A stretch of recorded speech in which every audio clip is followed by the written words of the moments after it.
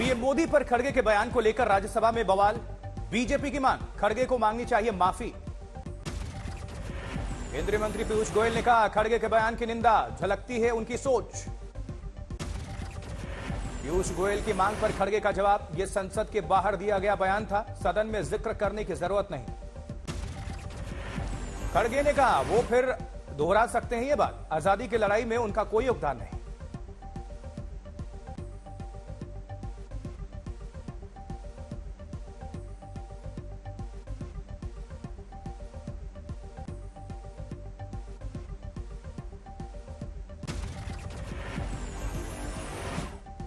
वहीं संसदीय कार्य मंत्री प्रहलाद जोशी ने कहा, यह नकली कांग्रेस है और खड़गे रबर स्टैंप अध्यक्ष हैं।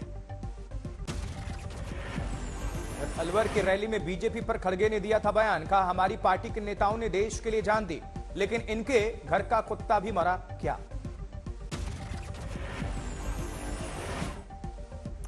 खड़गे ने कहा, सरकार चीन पर चर्चा के लिए तैयार नहीं, बाहर शेर जैसे बातें करते हैं, लेकिन असल में वो चूहे की चाल चलते हैं। खड़गे की दलील, हम देश के साथ लेकिन सरकार जानकारी छुपा रही। गलवान में जवानों ने शहादत दी और उसके बाद प्रधानमंत्री 18 बार चीन के प्रधानमंत्री से मिल चुके हैं। खड़गे के बयान पर भारतीय जनता पार्टी नेता मुख्तार अब्बास नकवी ने कहा, तर्कों की कंगाली को तर्कों का मवाली। दिग्विजय सिंह ने किया खड़गे का समर्थन, आजादी के लिए आरएसएस का कोई व्यक्ति जेल नहीं गया। संसद के शीतकालीन सत्र का आज 10वां दिन है, तवांग को लेकर विपक्ष लगातार कर रहा है चर्चा की मांग। उधर कांग्रेस सांसद मनीष तिवारी ने लोकसभा में दिया था स्थगन प्रस्ताव, चीन के साथ लगी सीमा पर मौजूदा हालात को लेकर बहस की मांग। राज्यसभा में भी कांग्रेस सांसद प्रमोद तिवारी ने दिया था नोटिस, तवांग को लेकर सदन में लगातार गतिरोध। सत्रों से पहले आज बीजेपी संसदीय दल की बैठक, प्रधानमंत्री मोदी भी शामिल। संसदीय दल की बैठक में G20 को लेकर चर्चा, सभी बड़े नेता मौजूद रहे। स्मृति ईरानी को लेकर अजय राय के बयान पर घिरी कांग्रेस, बीजेपी महिला मोर्चा ने दर्ज कराया केस। अजय राय ने कहा था, अमेठी में स्मृति ईरानी सिर्फ लटके झटके दिखाकर चली जाती हैं। स्मृति ईरानी का जवाब, अभद्र तरीके से 2024 में अमेठी से लड़ने की घोषणा करवाई गई, दूसरी सीट पर तो नहीं भागेंगे, डरेंगे तो नहीं। अजय राय ने कहा, स्मृति ईरानी पर दिए गए बयान पर अब भी कायम हूं, बयान नहीं था संसदीय, माफी नहीं मांगता। राष्ट्रीय महिला आयोग ने अजय राय को समन जारी किया है, स्मृति ईरानी पर की गई टिप्पणी पर जवाब मांगा गया है। दिल्ली में आप बनाम एलजी की जंग तेज, विज्ञापनों के लिए खर्च 97 करोड़ की वसूली का आदेश। जबकि एलजी वीके सक्सेना ने भुगतान के लिए 15 दिनों का वक्त दिया है। राजनीतिक विज्ञापन को सरकारी विज्ञापन के तौर पर देने का मामला है। एलजी ने दिया आदेश, सितंबर 2016 से अब तक के सभी विज्ञापनों की जांच होगी। केंद्र सरकार के 11 प्रोजेक्ट्स को लेकर भी एलजी ने किया अपनी शक्ति का इस्तेमाल, दिल्ली सरकार से मंगाई फाइल। एलजी के आदेश पर आम आदमी पार्टी की प्रतिक्रिया, ऐसे आदेश के लिए एलजी के पास कोई पावर नहीं है, साहब को कानून की समझ नहीं है। मुकेश चंद्रशेखर और जैकलिन फर्नांडिस की पटियाला हाउस कोर्ट में पेशी, 200 करोड़ के मनी लॉन्ड्रिंग मामले में आरोपी। पहली बार इस केस में जैकलिन और सुकेश आमने सामने पेश, कोर्ट ने सभी पक्षों से मांगा लिखित जवाब। पेशी के दौरान मीडिया के सामने सुकेश चंद्रशेखर का दावा, आम आदमी पार्टी को दिए 60 करोड़ रुपए। ईडी के वकील ने कहा, पूरे मामले में सुकेश मास्टरमाइंड, जेल से मिले थे मोबाइल।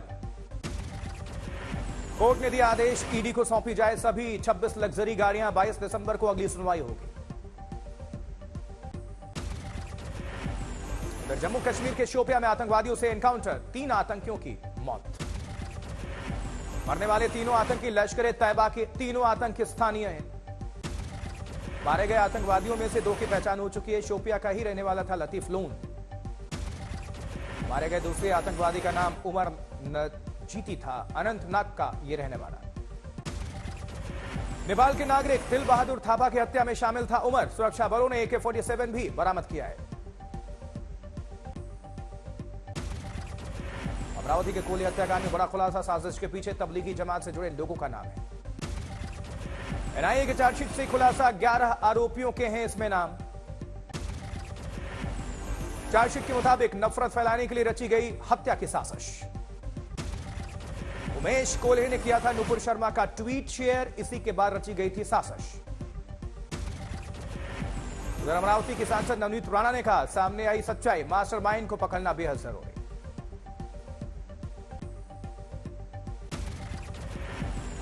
बिहार में जहरीली शराब पर छापेमारी जारी है। वगहा में शराब माफिया ने टीम पर हमला किया।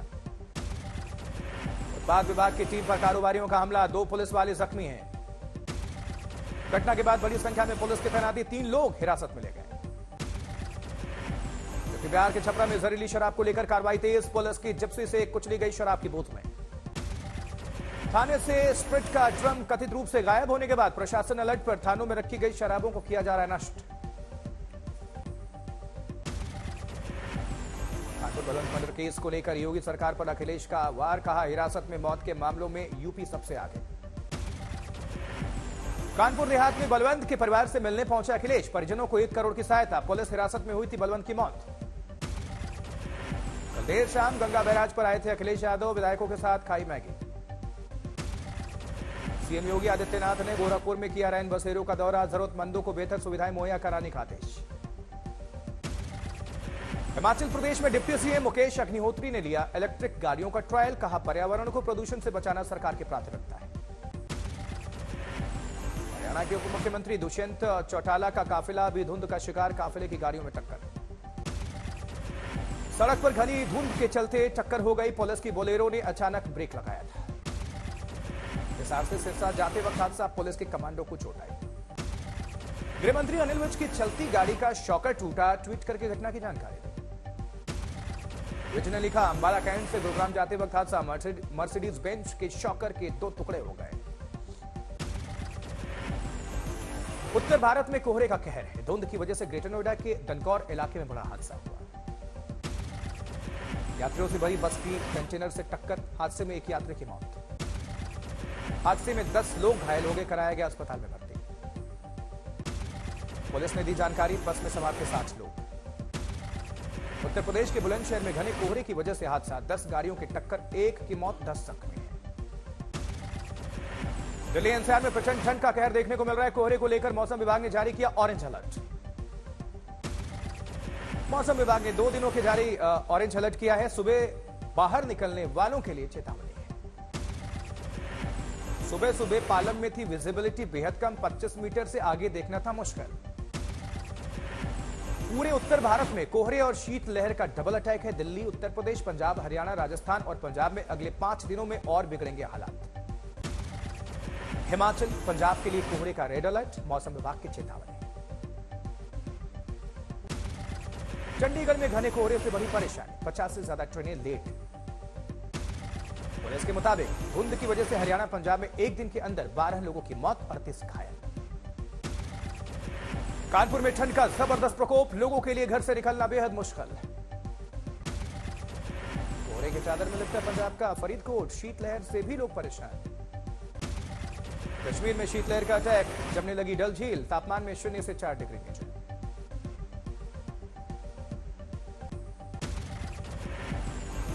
वहीं फीफा वर्ल्ड कप के चैंपियन अर्जेंटीना की टीम लौटी अपने देश, जबरदस्त स्वागत। ट्रॉफी के साथ हवाई जहाज से निकले मेसी, एयरपोर्ट पर उमड़ी थी भारी भीड़। सड़क पर निकला विजेता टीम का जुलूस, लोगों में जबरदस्त उत्साह देखने को मिला। 1986 के बाद पहली बार फीफा वर्ल्ड कप पर अर्जेंटीना का कब्जा, जश्न में डूबा है पूरा देश अर्जेंटीना। मेसी के रंग में रंगा अर्जेंटीना, एक झलक देखने के लिए बेताब हैं लोग।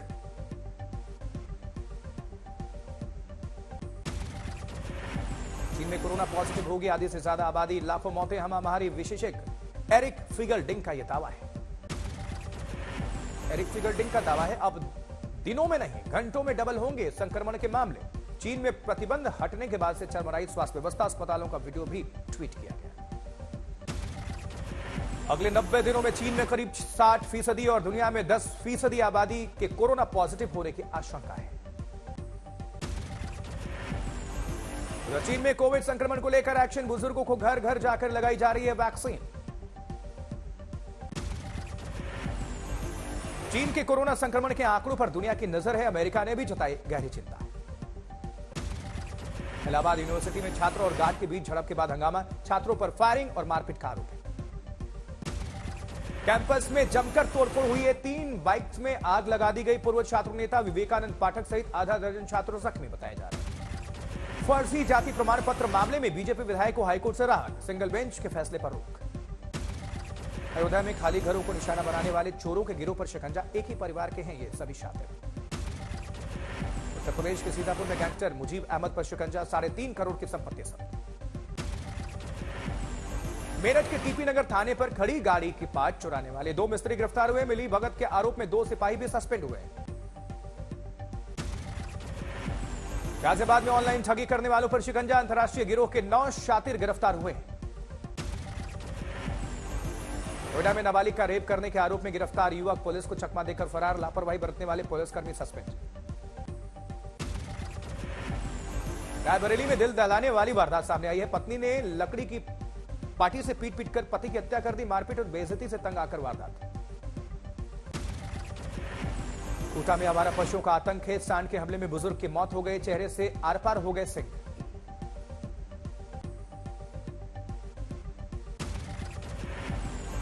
बिहार में सुपौल में वार्ड प्रत्याशी को गोली मारने वाले 5 आरोपी गिरफ्तार, 2 पिस्टल और 3 देसी कट्टे बरामद। गुरुग्राम में 3 महिलाओं के साथ पार्टी कर रहा नाइट क्लब का मालिक संदिग्ध हालत में मौत, एक महिला दोस्त का शव भी बरामद। क्लब मालिक के कमरे में मिले दोनों शव, साथ में मौजूद 2 अन्य महिलाओं की हालत भी गंभीर।